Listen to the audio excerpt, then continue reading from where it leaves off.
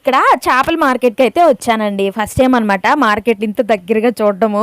So ఇక్కడ fish చూసారా ఎంత ఫాస్ట్గా క్లీన్ చేస్తున్నాడో, నాకైతే భలే అనిపించింది. ఫాస్ట్గా ఆయన క్లీన్ చేస్తున్నాడా, పక్కన అబ్బాయి ఏమో పొట్టపేగుల వరకు తీసేసి తల తీసేసి టక టక టక కొట్టేస్తున్నాడు అనమాట కత్తితో.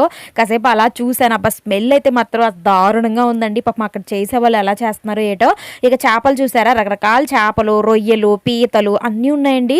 పెద్ద పెద్ద చేపలు ఉంటాయి కదా, అవి వాళ్ళు క్లీన్ చేసినప్పుడు పొట్లు ఇలాంటి పక్కన పడేస్తారు, కొంచెం మెత్తగా ఉన్న స్కిన్. అవి అయితే కేజీ 50 రూపాయల లెక్కన అవి కూడా వదలకుండా అమ్మేస్తున్నారు అనమాట.